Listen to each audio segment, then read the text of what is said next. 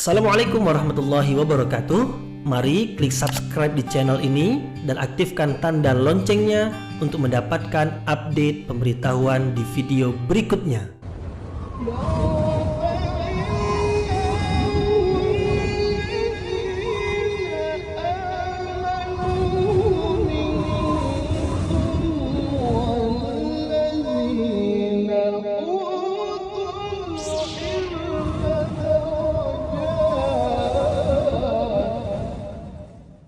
A'udzu billahi minasyaitonir rajim. Bismillahirrahmanirrahim. Assalamualaikum warahmatullahi wabarakatuh. Alhamdulillahirabbil alamin wa bihi nasta'inu ala umurid dunya waddin. Nasta'inuhu wa nastaghfiruh wa na'udzu billahi min syururi anfusina wa min sayyiati a'malina. فمن يهده الله فلا مضل له ومن يضلله فلا هادي له أشهد أن لا إله إلا الله وحده لا شريك له وأشهد أن محمدا عبده ورسوله لا نبي بعده أما بعد. Kita bersyukur kepada Allah Subhanahu wa taala yang masih melimpahkan rahmat dan nikmatnya. Kita bersyukur dengan mengucapkan Alhamdulillahi Rabbil Alamin. Tidak lupa pula bersalawat kepada Rasulullah sallallahu alaihi wasallam dengan mengucapkan Allahumma salli ala Sayyidina Muhammad wa ala ali Sayyidina Muhammad. Dan bersalam kepada Rasulullah dengan mengucapkan Assalamu alayka ya Rasulullah. Alhamdulillah kita dapat kembali meneruskan pengajian tafsir ayat-ayat suci Al-Quran yang insyaAllah kita akan teruskan kepada ayat yang ke-69, 70 dan 71 dari surah Ali Imran yang masih lagi menerangkan tentang orang-orang Yahudi dan orang-orang Kristen. Yang mana sebelum ini telah diterangkan bahwasanya orang-orang Yahudi mengatakan Nabi Ibrahim seorang Yahudi. Orang-orang Kristen pula mengatakan Nabi Ibrahim seorang Kristen. Mereka mengambil ketokohan dan kepemimpinan Nabi Ibrahim alaihissalam untuk membenarkan agama dan kepercayaan mereka. Tetapi Allah membantah dengan mengatakan Makana Ibrahimu Yahudiyyan wala Nasraniyya. Tidaklah Nabi Ibrahim itu seorang Yahudi dan tidak pula seorang Kristen. Walakin kana hanifan muslima. Adalah Nabi Ibrahim itu seorang yang lurus lagi beragama Islam, berserah diri kepada Allah. Wa ma kana minal musyrikin, dan tidaklah Nabi Ibrahim itu termasuk ke dalam golongan orang-orang yang menyekutukan Allah. Nah, mereka mengaku bahwasanya mereka adalah orang-orang yang dekat dengan Nabi Ibrahim. Nabi Ibrahim adalah masuk kelompok mereka. Kemudian Allah membantah, tidak. Yang dekat dengan Nabi Ibrahim, yang masuk ke dalam golongan pengikut Nabi Ibrahim atau Nabi Ibrahim bersama dengan mereka adalah orang-orang yang mengikuti ajaran Nabi Ibrahim, yaitu mentauhidkan Allah Subhanahu wa taala. Siapa di antaranya? Di antaranya adalah Nabi Muhammad sallallahu alaihi wasallam dan umat Nabi Muhammad, karena umat Nabi Muhammad mentauhidkan Allah sebagaimana Nabi Ibrahim mentauhidkan Allah Subhanahu wa taala. Jadi apabila Allah telah membantah dan bantahan dari Allah dengan bukti yang jelas, dengan dalil yang terang, maka tidak ada alasan bagi mereka untuk mengakui diri mereka di dalam kebenaran. Jadi mereka betul-betul dalam kesesatan. Mereka mengetahui mereka dalam kesesatan, dan mereka mengetahui Nabi Muhammad dan umat Nabi Muhammad dalam kebenaran. Nah, mereka tak suka Nabi Muhammad dan umat Nabi Muhammad dalam kebenaran. Maka mereka coba untuk melakukan penyesatan. Tujuannya adalah supaya orang-orang beriman keluar dari keimanan mereka. Kemudian juga orang-orang yang lain yang belum lagi beriman kepada Rasulullah, belum lagi beriman bersama dengan orang-orang beriman lainnya, supaya tidak beriman. Nah, ini adalah kedengkian dari mereka. Namun dalam ayat ini Allah tidak menyebut mereka sebagai orang-orang Yahudi dan orang-orang Kristen, tapi Allah menyebut mereka sebagai ahlul kitab. Padahal sebenarnya dimaksudkan adalah orang-orang Yahudi dan orang-orang Kristen. Karena orang-orang Yahudi mengaku mereka punya kitab suci. Yang dahulu kononnya yang ada pada mereka itu adalah yang diturunkan kepada Nabi Musa dan kepada Nabi Daud alaihissalam, yaitu Taurat dan Zabur. Mereka mendakwa demikian, padahal sebenarnya di tangan mereka itu tidaklah seperti yang diturunkan kepada Nabi dan Rasul dahulu. Orang-orang Kristen mengatakan di tangan mereka ada kitab suci Injil, yang kononnya itulah yang diturunkan kepada Nabi Isa. Tidak, sebenarnya Injil yang turun kepada Nabi Isa bukanlah seperti yang ada di tangan mereka. Yang di tangan mereka itu adalah yang sudah mereka rubah. Karena ada di antara kitab suci Injil yang diturunkan kepada Nabi Isa itu yang mereka sukai, mereka biarkan. Tetapi kalau tidak mereka sukai, mereka hapus. Nah, bermakna Injil yang ada di tangan mereka itu bukanlah Injil yang sebenarnya. Maka Allah seru mereka, atau Allah sebut mereka sebagai ahlul kitab. Kalau memang ya mereka ahlul kitab, yaitu yang mengaku di tangan mereka ada kitab suci, ini dia firman Allah yang merupakan kitab suci juga. Kalau dahulu diturunkan kepada Nabi Daud, Nabi Musa, dan juga kepada Nabi Isa alaihissalam, ini diturunkan juga kepada Nabi Muhammad, yang Nabi itu pun mereka perakui sebagai seorang Nabi karena tertulis dalam kitab Taurat, Zabur dan Injil. Nah, sepatutnya tidak ada alasan bagi mereka untuk mengingkari atau menolak kebenaran. Tapi karena kedengkian ahlul kitab, meskipun mereka punya Alkitab, punya kitab suci, mereka tetap juga mengingkari. Maka ia adalah karena keangkuhan dan kesombongan mereka. Angkuh dan sombong itulah yang membuat mereka mendengki. Nah, kedengkian itu berterusan sampai hari ini dan akan berterusan sampai ke hari kiamat nanti. Maka sekarang ini kita berhadapan dengan orang-orang yang dengki, yang berusaha sekuat tenaga untuk menyesatkan kita. Tapi mungkinkah mereka berhasil menyesatkan kita? Tidak. Ayat ini menjelaskan mereka tidak akan berhasil. Meskipun mereka berusaha, tetapi usaha mereka itu sia-sia. Karena orang-orang beriman, apabila memang sudah iman itu kokoh dan kuat di dalam hati, maka tidak akan mungkin dapat disesatkan oleh orang-orang yang dengki. Allah Subhanahu wa taala berfirman, A'udzu billahi minasyaitonir rajim. Bismillahirrahmanirrahim. Waddat ta'ifatum min ahlil kitab law yudillunakum wa ma yudilluna illa anfusahum wa ma yash'urun. Ya ahlal kitab, lima takfuruna bi ayatillah wa antum tashhadun. Ya ahlal kitab, lima talbisunal haqqa bil batil wa taktumunal haqqa wa antum ta'lamun. Allah berfirman, Waddat maknanya menginginkan atau menghendaki, menjadi suka mereka apabila yang mereka inginkan ini tercapai. Ta'ifatun, satu kelompok atau satu golongan, min ahlil kitab, dari ahlul kitab. Jadi bukan semua ahlul kitab, tetapi satu golongan. Lau yudillunakum, kalaulah mereka dapat menyesatkan kamu. Kamu di sini siapa? Orang-orang beriman. Wa ma yudilluna, dan tidaklah mereka itu menyesatkan illa anfusahum, kecuali diri mereka sendiri. Wa ma yash'urun, dan mereka itu tidak menyadarinya.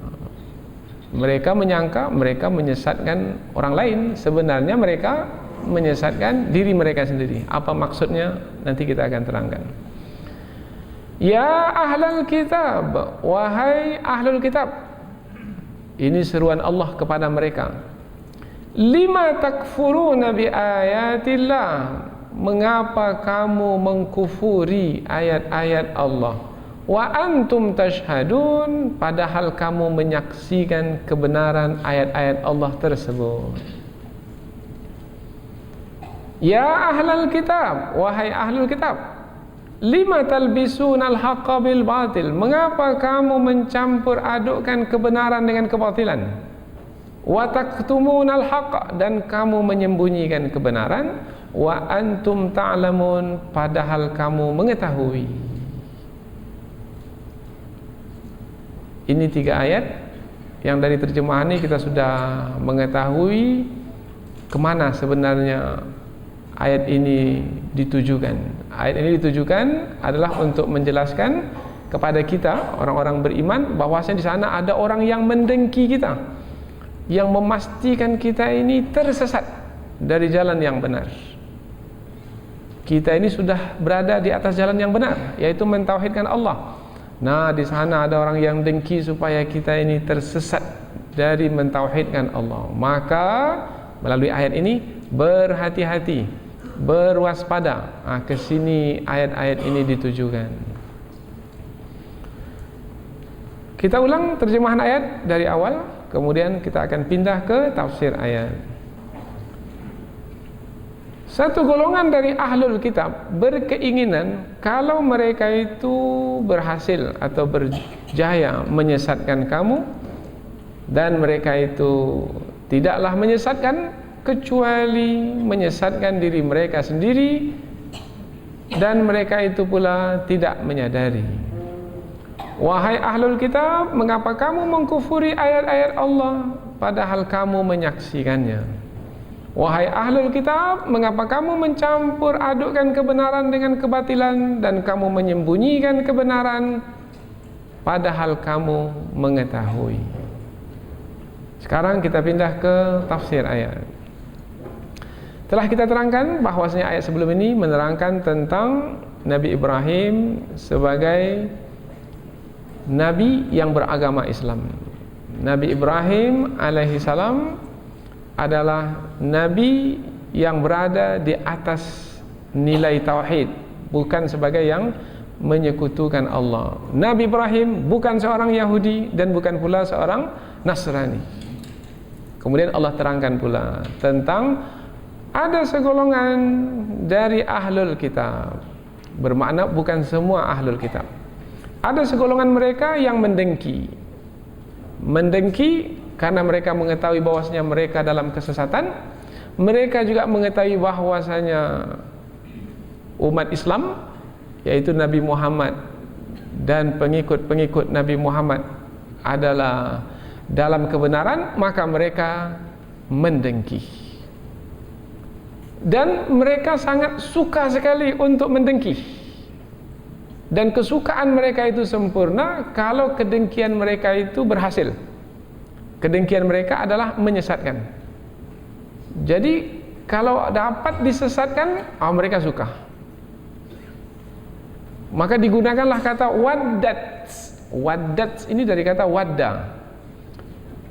Yang biasa kita dengar adalah kata mawaddah. Wa ja'ala bainakum mawaddatan wa rahmah. Dijadikanlah mawaddah dan rahmah di antara suami dan istri. Selalu kita menyebut mudah-mudahan keluarga yang dibina ini akan mendapatkan sakinah, mawaddah, warahmah. Mawaddah itu maknanya cinta kasih. Waddat itu maknanya cinta atau kasih atau suka atau senang.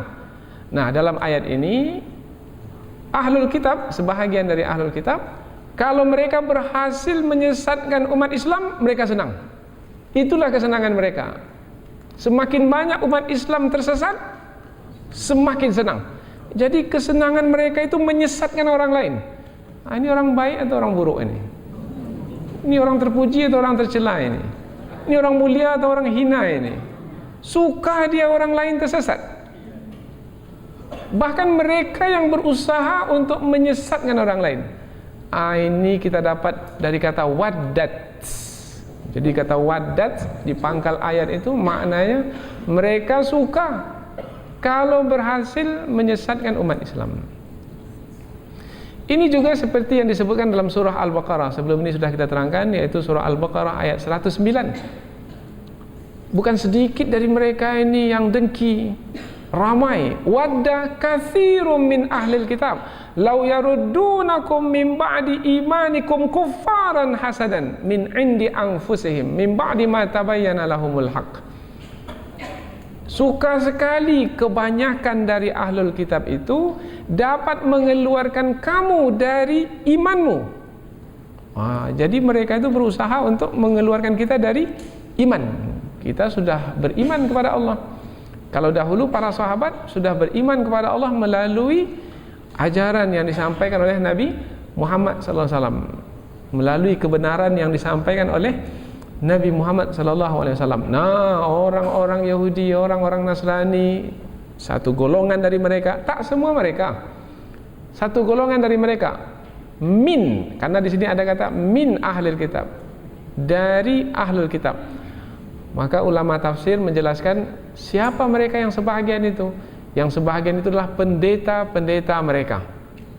Jadi bukan sembarang orang, bukan dari kalangan orang awam, dari kalangan pendeta-pendeta yang dengki itu. Kedengkian itu yang mereka turunkan kepada pengikut-pengikut mereka. Jadi yang tercela itu, yang buruk itu, yang hina itu adalah pendeta-pendeta mereka, disebabkan karena kedengkian. Waddan ta'ifatun, suka sekali kalau satu golongan min ahlil kitab, dari kalangan ahlul kitab, yaitu dari kalangan pendeta-pendeta, lau yudillunakum, kalau mereka menyesatkan kamu. Kalau disebut kata kalau, bermakna kemungkinan apabila berhasil mereka menyesatkan, maka mereka suka. Tetapi Allah pula menyebut dalam perkataan berikutnya, wa ma yudilluna, dan tidaklah mereka itu menyesatkan illa anfusahum, kecuali mereka menyesatkan diri mereka sendiri. Apa maknanya di sini? Orang-orang Yahudi atau orang-orang Kristen yang dengki kepada orang-orang beriman, mereka berusaha untuk menyesatkan orang-orang beriman. Bagaimana cara mereka menyesatkan? Mungkin dengan pertama, dengan menyembunyikan kebenaran, sehingga orang-orang awam dari orang-orang beriman tak tahu kebenaran yang sebenarnya. Mereka sembunyikan kebenaran. Atau yang kedua, ada yang tahu kebenaran tapi tak cukup ilmu tentang kebenaran, mereka coba meragu-ragukan kebenaran. Mereka masukkan banyak-banyak pendapat sehingga orang-orang beriman yang kurang ilmu menjadi ragu-ragu. Kalau disebut kata ragu-ragu ini, ilmu tak cukup. Ilmu tak cukup. Kemudian, atau yang ketiga. Nah, yang ketiga ini kalau tak berhasil juga, mereka umpamanya menyembunyikan kebenaran karena orang-orang beriman ini mereka berusaha mencari kebenaran, membuat kajian, buat kajian, ilmu mereka cukup sempurna, mereka yakin tak bisa diragu-ragukan, tak bisa dibohongi, ditipu. Nah, mereka menggunakan cara ancaman, cara perangkap, mungkin juga sampai kepada cara aniaya dan cara membunuh. Ini cara-cara yang mereka tempuh. Mengapa mereka lakukan seluruh cara seperti ini? Allah menyebut dalam surah Al-Baqarah, hasadan min indi anfusihim, sebagai hasad. Apa makna hasad? Dengki. Apa makna dengki? Dengki maknanya tidak suka orang lain mendapat nikmat, mendapat kebaikan. Mereka tahu Nabi Muhammad, orang-orang beriman ini mendapat nikmat, mendapat kebaikan. Apa nikmat yang diterima oleh orang-orang beriman? Nikmat keimanan kepada Allah. Karena dengan nikmat keimanan, orang-orang beriman itu nanti akan tunduk dan patuh kepada Allah dengan kesukaan, dengan kecintaan, senang beribadah kepada Allah. Dan apabila itu terjadi, maka nanti akan mendapatkan redha Allah. Apabila mendapatkan redha Allah, maka selamatlah di dunia, selamatlah di akhirat.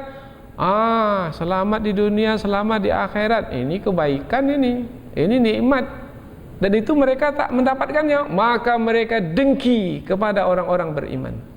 Oh, iman yang membuat mereka mendapatkan keselamatan, mendapatkan keredaan, kami akan pastikan mereka itu keluar dari iman. Itu adalah kedengkian. Ini Allah yang berfirman. Kalau Allah yang berfirman bermakna ada dalam kenyataan, dalam realitanya ada di tengah masyarakat. Mereka ini pandai pada hari ini, berbagai macam cara dicarinya. Anak-anak kita yang pandai-pandai, yang pintar-pintar, dibawanya untuk belajar ke tempat mereka, dikasih beasiswa S1, S2, S3, doktor. Pulang, setelah pulang disebarkanlah racun ke tengah-tengah kita. Akhirnya mereka menjadi juru bicara orang-orang Yahudi dan orang Kristen. Dan ini yang terjadi sekarang ini. Dan mereka sangat gencar sekali karena mereka disokong oleh uang, oleh harta, oleh dana yang besar. Nah, akhirnya kita apabila tidak punya ilmu cukup, maka ramai di antara kita ini yang keluar dari keimanan, sehingga percaya pula kepada apa yang mereka sampaikan. Betul lah, semua agama sama lah. Allah. Betul lah, syariat Islam ini sudah tak relevan lagi untuk masa ini. Syariat Islam ini untuk masa dahulu saja. Sekarang ini perlu dirubah lagi nih. Ayat-ayat Quran ini perlu direvisi. Tak sesuai untuk zaman sekarang. Ini banyak syariat Islam ini yang tak sesuai dengan keadilan ini. Ini melanggar hak asasi manusia ini. Ini bahasa-bahasa yang mereka gunakan. Oh, banyak ayat-ayat Al-Quran ini telah mendiskriminasikan wanita. Oh, pandai pula mereka bercakap.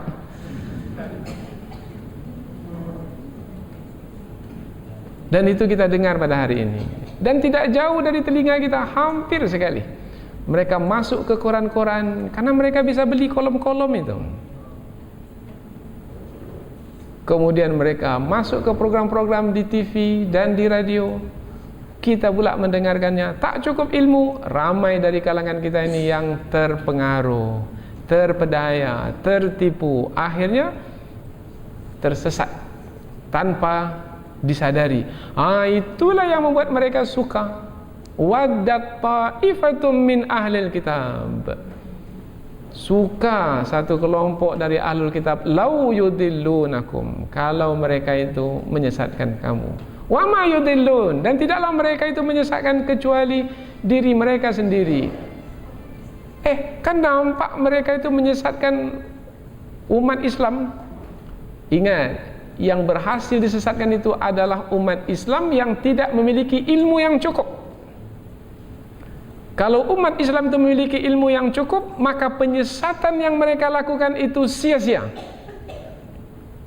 Sebab Allah pun berfirman, apabila umat Islam itu sudah beriman, meskipun berada di tengah orang yang sesat, akan tetap beriman. Ya ayyuhalladzina amanu, wahai orang-orang beriman, alaikum anfusakum, kamu jaga dirimu baik-baik. Nah, kalau kamu jaga dirimu baik-baik, maka la yadurrukum man dhalla idza tadaitum. La yadurrukum, tidak akan mendatangkan mudarat kepadamu man dhalla, orang-orang yang sesat yang berada di sekelilingmu, idza tadaitum, kalau kamu telah mendapat petunjuk. Tengok, ada umat Islam di tengah-tengah orang kafir, tapi dia sudah mendapat petunjuk. Ilmu yang ada padanya sudah cukup. Bagaimanapun orang kafir mempengaruhinya di sekelilingnya, tetangga depan kafir, tetangga belakang kafir, tetangga kanan kafir, tetangga kiri kafir, berada di mayoritas orang-orang yang kafir. Tapi karena dia telah beriman dan ilmunya cukup, dia tidak menjadi kafir. Dia tetap beriman. Bahkan dia pula mengajak orang yang kafir itu untuk beriman. Tapi terbalik pula. Di negeri yang mayoritas kononnya umat Islam, yang orang kafir sedikit sekali di situ, Malah dia pula yang murtad keluar dari Islam. Dia menjadi ragu-ragu dengan agamanya sendiri. Apa sebabnya? Sebabnya adalah karena ilmu yang tidak cukup. Maka Allah perintahkan, ya ayyuhalladzina amanu, wahai orang-orang beriman, alaikum anfusakum, jaga dirimu baik-baik. Kita ini mesti jaga diri, karena mati dalam beragama Islam itulah sebenarnya ujung pengharapan kita. Bukan rumah yang kita bangun, bukan harta yang kita tumpuk, bukan. Mati dalam keadaan beragama Islam. Mati dalam keadaan beragama Islam beruntung. Mati dalam keadaan tidak beragama Islam merugi, meskipun kaya raya. Ya ayyuhalladzina amanu taqullaha haqqa tuqatih wa la tamutunna illa wa antum muslimun. Wahai orang-orang beriman, bertakwalah kepada Allah dan janganlah kamu mati melainkan kamu dalam keadaan beragama Islam. Maka kita ini punya tanggung jawab besar untuk diri kita dan untuk keluarga kita, anak-anak kita. Jaga keislaman diri kita, jaga keislaman anak-anak kita. Kalau tidak, musuh yang dengki tadi akan mengeluarkan anak kita dari agama Islam. Atau mungkin kita sendiri yang mengeluarkan anak kita dari agama Islam tanpa kita sadari. Kullu mauludin yuladu 'alal fitrah. Setiap anak yang dilahirkan dalam keadaan fitrah. Fa abawahu yuhawwidanihi aw yunassiranihi aw yumajjisani. Kedua orang tuanya yang meyahudikan, mengkristenkan dan memajusikan. Bermakna telah mengabaikan amanah, yaitu anak yang Allah berikan telah disia-siakan, sehingga anak itu tidak lagi beragama Islam seperti ketika ia dilahirkan. Menjadi berat tantangan kita. Jadi maksud ayat ini, tidaklah mereka menyesatkan kecuali diri mereka sendiri. Mereka tidak akan mungkin dapat menyesatkan orang beriman yang betul-betul telah beriman karena memiliki pengetahuan yang sudah cukup tentang kebenaran.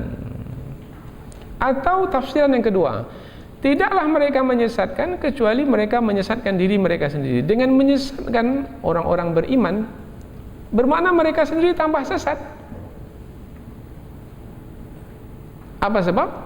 Sebab apabila menyesatkan orang beriman, bermakna mereka akan tanggung dosa orang-orang yang disesatkan itu. Kalau dia sesat, dia tanggung dosa dia yang sesat. Kemudian kalau dia menyesatkan orang lain pula, maka dia tanggung dosanya yang dia sesat, dan dia juga tanggung dosa orang yang disesatkan itu sampai hari kiamat. Bermakna kalau dia yang menanggung dosa orang yang disesatkan, menanggung dosa orang yang disesatkan sampai hari kiamat, bermakna tidaklah mereka itu, melainkan mereka itu menyesatkan, lebih menjauhkan diri lagi dari kebenaran. Maka ada di antara ulama tafsir menyebutkan maknanya di sini adalah tidaklah mereka menyesatkan orang lain itu, melainkan mereka menyesatkan diri mereka sendiri. Maknanya tidaklah mereka menyesatkan orang lain, melainkan mereka menambah azab dan siksa ke atas diri mereka sendiri, sebab mereka akan menanggung dosa orang-orang yang disesatkan itu. Ini menjadi juru bicara musuh pula, dengan membangun pula satu kelompok Islam liberal. Tanggunglah dosanya, menyesatkan. Ini sangat menyedihkan, karena ia berlaku sangat menyedihkan, karena ia berlaku bukan pada sembarang orang. Ia berlaku pada orang-orang yang kononnya dari organisasi Islam. Sangat menyedihkan. Dan berlaku pula di universitas Islam. Dan bukan pula sembarang orang, profesor, doktor. Tetapi akankah tersesatkan umat ini? Tidak. La yadurrukum man dhalla idza tadaitum.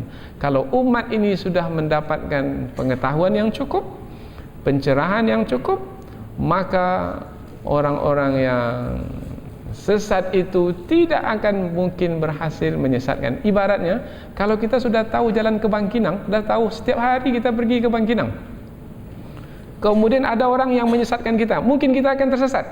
Sini jalan Pak A, ini jalan ke Bangkinang, ditunjuknya jalan ke Dumai. Mau kita pergi? Tidak. Apa sebab?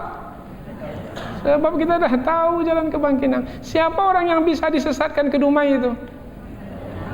Kalau dia tak tahu jalan, maka mesti tahu jalan. Macam mana supaya tahu jalan? Mengaji tafsir, supaya tahu jalan. Kul hadhihi sabili, katakanlah ini dia jalanku, ad'u ilallah, yang aku seru kepada Allah, ala basiratin, di atas pengetahuan yang jelas, pengetahuan yang jelas, yang cukup. Ana wa manittaba'ani, aku dan orang-orang yang mengikutiku. Ini jalan yang jelas, yang terang. Maka kita sudah tak ragu-ragu lagi kalau kita sudah punya ilmu yang cukup. Maka mesti dapat ilmu ini. Wa ma yash'urun, dan tidak mereka menyadarinya. Mereka yang menyesatkan itu tidak menyadari bahwasanya dengan menyesatkan orang lain bermakna mereka menambah azab yang lebih besar ke atas diri mereka. Mereka tak merasakan. Sepatutnya dengan ayat seperti ini mereka menjadi takut, karena yang memberitahukan adalah Allah. Apabila Allah memberitahukan, maka pasti Allah akan memberlakukan ketetapannya. Mereka menyesatkan manusia, mereka akan tanggung akibatnya. Ya ahlal kitab, ini seruan Allah kepada mereka. Kalau tadi Allah tak menyeru mereka, Allah memberitahukan tentang mereka. Tadi Allah memberitahukan tentang mereka. Satu golongan dari ahlul kitab itu berkeinginan untuk menyesatkanmu. Allah memberitahukan tentang mereka. Sekarang pula Allah bercakap langsung dengan mereka. Maknanya bercakap ini yaitu menjadikan mereka sebagai yang diajak berbicara. Tapi jangan fahami secara langsung seperti Nabi Musa alaihissalam dahulu. Tidak. Ini melalui ayat Al-Quran yang diturunkan kepada mereka. Seruan Allah, ya ahlal kitab, wahai ahlul kitab, lima takfuruna bi ayatillah, mengapa kamu mengkufuri ayat-ayat Allah? Kamu sudah mengetahui kebenaran, wa antum tashhadun, kamu mempersaksikan kebenaran ayat-ayat Allah itu sebagai ayat-ayat Allah yang benar, tapi kamu mengkufurinya. Nah, kata mengapa di sini maknanya untuk memburukkan, untuk menerangkan buruknya perbuatan mereka itu. Sama seperti kita, ada orang yang buang sampah di jalan. Kita ingin jalan kita bersih. Pagi-pagi lagi, belum lagi subuh, sudah ada yang membersihkan jalan. Jalan kita bersih, kita pun senang. Tapi ada orang yang buang sampah saja sembarangan, dari mobil buang.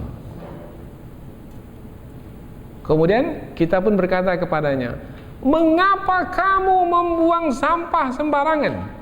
Nah, kata mengapa di sini bukan untuk dijawab. Sebabnya adalah karena, tidak, kita tak perlu jawaban itu dari mereka. Kita buat dalam bentuk pertanyaan, mengapa kamu buang sampah sembarangan, untuk menerang alangkah buruknya perbuatan kamu membuang sampah sembarangan. Itu maknanya. Begitu juga dalam ayat ini. Mengapa kamu mengkufuri ayat-ayat Allah sementara kamu mengetahui kebenaran ayat tersebut? Tujuannya adalah untuk menerangkan buruknya perbuatan mereka itu. Sudah begitu Allah menerangkan tentang buruknya perbuatan mereka, tak juga mau sadar-sadar. Kalau tak mau juga sadar-sadar, sementara Allah yang mengingatkan, bukan manusia lagi. Allah yang bercakap kepada mereka melalui ayat ini. Tak juga sadar lagi, maka betul-betullah mereka ini keras kepala. Hati mereka sudah tertutup dan mereka tidak mau diajar. Bermakna kita menghadapi orang yang seperti itu tabiatnya, maka bisa bermain-main menghadapi orang yang seperti itu? Oh tidak, tidak bisa. Mesti bersungguh-sungguh. Nah, ini mesti difahami oleh pemimpin-pemimpin. Para ulama kita mesti memahami perkara ini. Pemimpin di pemerintahan mesti memahami perkara ini. Kalau memang sensitif untuk menjaga agama dan kepercayaan orang-orang yang berada di bawah kepemimpinan kita. Karena nanti di hari akhirat Allah akan tanya tentang orang-orang yang berada di bawah kepemimpinan kita itu. Adakah kita jaga atau tidak? Maka tidak mudah jadi pemimpin. Berapa orang yang kita pimpin? 1 juta orang. Wahai fulan yang memimpin 1 juta orang, adakah kamu jaga akidah orang yang 1 juta itu? Jangan enak saja kamu dapat gaji besar-besar, sementara amanah yang ada di pundakmu kamu abaikan. Oh, berat jadi. Maka tak berani kita untuk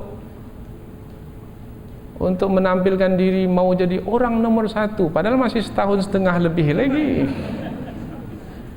Tak berani kita. Apa sebab? Tanggung jawab terlalu besar. Hanya orang tak mengerti saja yang buat seperti itu. Tapi marah pula kalau disebut tak mengerti. Ya ahlal kitab, wahai ahlul kitab, lima takfuruna bi ayatillah, mengapa kamu mengkufuri ayat-ayat Allah? Sudah kita terangkan dahulu makna mengkufuri. Kufur maknanya menutupi. Ada kifarat, bayar kifarat maknanya bayar pembayaran yang bisa menutupi kesalahan kita, kifarat. Kufur maknanya menutupi. Orang yang kafir, orang yang menutupi. Menutupi apa? Menutupi kebenaran. Dengan apa? Dengan kesesatan. Ahlul kitab itu menutupi kebenaran, yaitu kebenaran Allah sebagai Tuhan yang Maha Esa. Menutupi kebenaran agama Islam sebagai agama yang diperakui di sisi Allah. Orang kafir itu menutupi Rasulullah sebagai Rasul yang terakhir, yang tertulis dalam Taurat, Zabur dan Injil. Mereka itu menutupi kebenaran. Padahal mereka wa antum tashhadun, dan kamu mempersaksikan. Mereka menyaksikan Allah itu Maha Esa. Tak ada satu pun orang yang berakal mengatakan Allah itu lebih dari satu. Tak akan mungkin. Tidak akan mungkin. Dalam Al-Quran disebutkan ini untuk mencabar. Mencabar ini maknanya menantang akal fikiran kita. Kalau memang iya Allah itu lebih dari satu, langit dan bumi ini akan binasa. Lau kana fihi ma alihatun illallah la fasadata. Kalau Tuhan itu lebih dari satu, langit dan bumi ini akan binasa. Perumpamaan mudahnya, kalau ada 2 supir dalam satu kendaraan itu binasa. Supir yang satu mau belok kanan, yang satu mau belok kiri. Gimana mobil kita? Kendaraan kita? Maka supir mesti satu. Yang mencipta alam semesta ini satu. Yang mengatur alam semesta ini satu, dan tak akan mungkin 2. Mereka memperakui hukum akal ini, tapi mereka tak juga mau menerimanya. Mengakui ada, menerima tidak, bermakna angkuh dan sombong. Ini berapa? 1. Betul ini 1? Betul. Semua memperakui 1. Tapi ada 1 mengatakan tidak Ustaz, itu 2 itu. Ini orang ini namanya orang yang sombong. Tapi kalau kita tanya, betul 1 atau 2? 1 lah. Tapi mengapa menyebut 2? Saja-saja saya menyebut 2. Karena saya tak mau menyebut 1. Karena keangkuhan dan kesombongan. Jadi sesama mereka, ketika mereka itu berkumpul sama mereka mengatakan Allah itu 1. Sesama mereka berkumpul mengatakan agama Islam itu agama yang benar. Sesama mereka berkumpul, mereka mengatakan Nabi Muhammad itu Rasul. Tapi mengapa mereka tak mau menerimanya? Karena kesombongan. Iblis itu tahu tidak yang memerintahnya untuk bersujud kepada Nabi Adam itu adalah Allah? Bukan iblis itu tak tahu. Tahu. Iblis tahu tidak kalau Allah yang memerintahnya, ia mesti mengikutinya, mesti tunduk dan patuh, tahu. Tapi mengapa iblis tak mau tunduk dan patuh kepada perintah Allah meskipun dia tahu yang memerintahnya itu adalah Allah? Itu dia. Itulah penyakit yang diwarisi dari iblis. Siapa yang mewarisinya? Sebahagian dari manusia. Penyakit sombong. Al-Quran datang sebenarnya untuk menyembuhkan penyakit tersebut. Wa shifaa'un lima fis sudur. Ya ayuhan nas, qad ja'atkum mau'izatum mir rabbikum wa shifaa'un lima fis sudur. Wahai manusia, telah turun kepadamu Al-Quran sebagai pengajaran bagimu dan untuk menyembuhkan penyakit yang ada dalam dadamu. Di antara penyakit yang ada dalam dada manusia adalah kesombongan. Tahu kebenaran, tak mau mengikuti kebenaran. Saya tahu nih Ustaz, ini halal, ini haram, tapi saya belum bisa buat lagi Ustaz.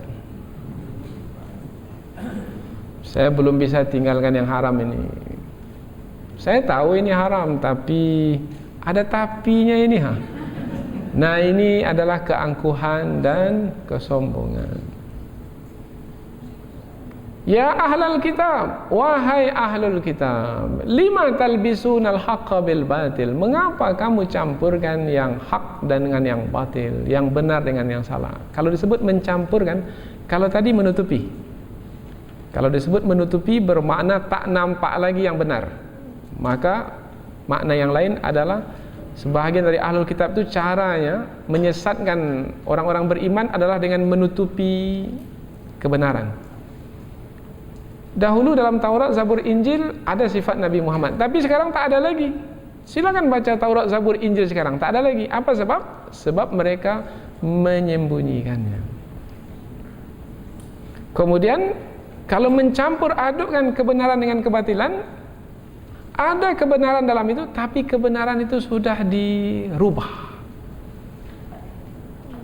sehingga tak sempurna lagi kebenaran itu sebagai kebenaran.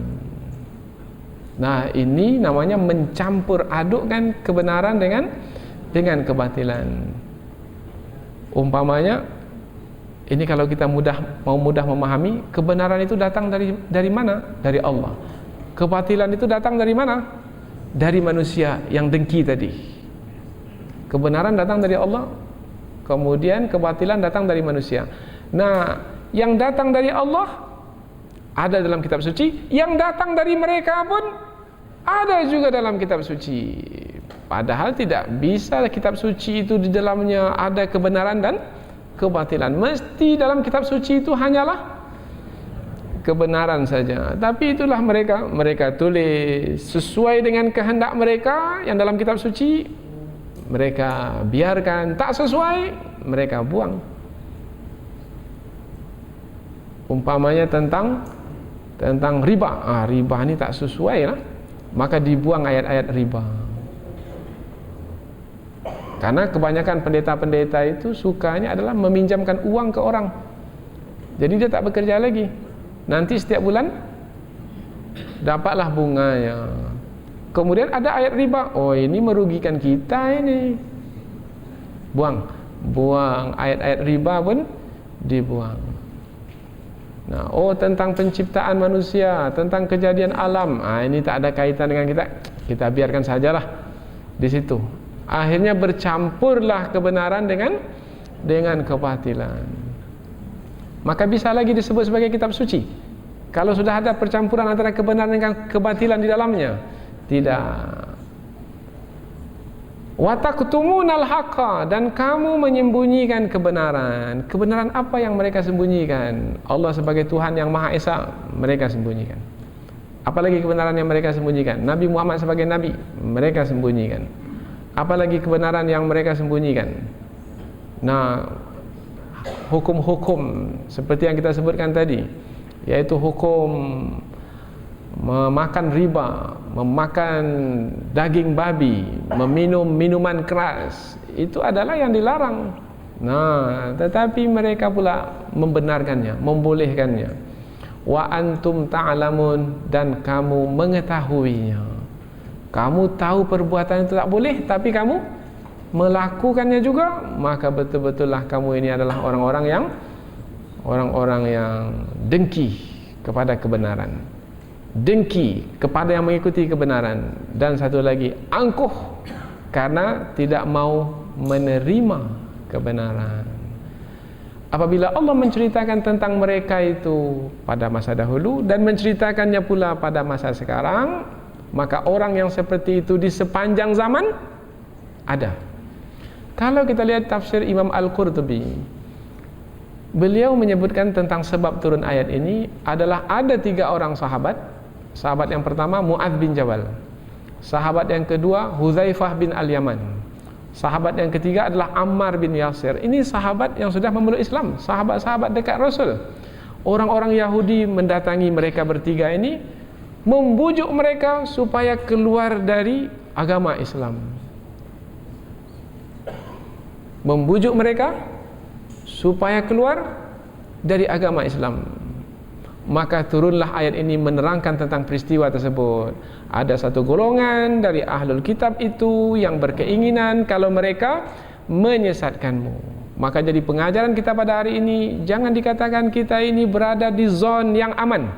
Zona aman. Apa zona aman? Kawasan yang aman. Oh tidak.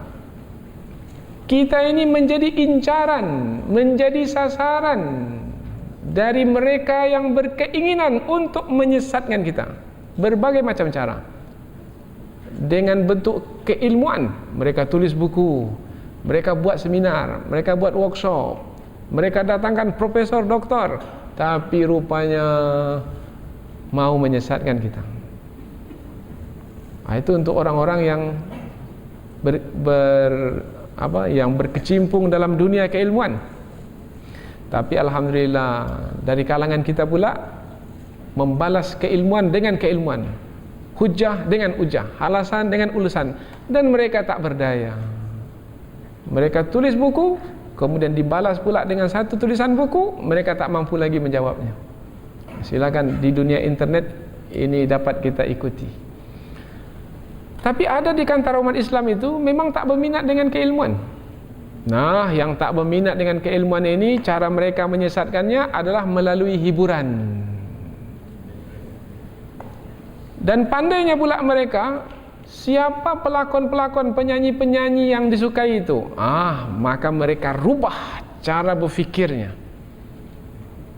Maka mereka menyesatkannya melalui dunia hiburan. Ada pula yang suka olahraga, melalui olahraga pula mereka masuk. Tujuannya apa? Tujuannya kalau tidak bisa mengeluarkan umat Islam dari agama Islam, paling tidak menjauhkan umat Islam dari agama Islam. Itu paling tidak. Dan nampaknya pada hari ini mereka berhasil. Adakah kita menyadarinya? Ini kenyataan Allah beritahukan kepada kita. Sekarang di hadapan kita, kenyataan ini betul-betul terasa, nampak. Maka bagaimana sikap kita? Buat tak tahu saja? Atau tampil untuk menghadapi? Apapun sikap yang kita pilih, kita akan bertanggungjawabkan hadapan Allah Subhanahu wa ta'ala. Ini dia kitab suci Al-Quran sebagai bimbingan, sebagai petunjuk.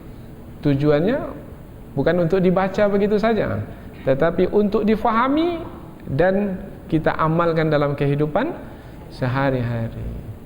Tapi menghadapi mereka pada hari ini tidak mudah, tidak ringan. Apa sebab? Sebab di belakang mereka adalah orang-orang yang memiliki kuasa besar. Tetapi apabila kita pula bersama dengan Allah yang maha besar, adakah makna lagi yang memiliki kuasa besar selain dari Allah Subhanahu wa taala? Tidak. Allahu Akbar, hanya Allah yang maha besar. Walillahil hamd, dan segala puji milik Allah Subhanahu wa taala. Bila sampai ke tahap seperti ini, jadilah kita pejuang-pejuang agama. Dan kita hidup ini adalah untuk jadi pejuang. Kita tak mau untuk jadi apa lawan pejuang. Kalau pejuang tu kaitannya dengan pemberani, pejuang pemberani. Kita tak mau jadi pengecut. apalagi yang mau dipermain-mainkan oleh musuh sehingga tidak ada harga sama sekali. Hilang kemanusiaan kita sebagai manusia, hilanglah kepemimpinan kita sebagai umat yang dipilih oleh Allah untuk memimpin bangsa manusia. Kuntum khaira ummatin ukhrijat linnas. Kamu adalah sebaik-baik umat yang dikeluarkan untuk manusia. Kapan? Ta'muruna bil ma'ruf, kamu menyuruh orang lain berbuat baik, wa tanhauna 'anil munkar, dan kamu melarang orang lain melakukan kemungkaran, wa tu'minuna billah, dan kamu beriman kepada Allah. Mudah-mudahan ayat yang kita pelajari ini menjadi bimbingan dan petunjuk bagi kita, sehingga bermanfaatlah bagi kehidupan kita di dunia ini dan kehidupan di akhirat nanti. Akhirnya terpelihara dan terlindungilah kita dari musuh yang senantiasa mendengki kita, yang berada di sekeliling kita. Subhanakallahumma wa bihamdika asyhadu an la ilaha illa anta wa astaghfiruka wa atubu ilaik. Wassalamualaikum warahmatullahi wabarakatuh.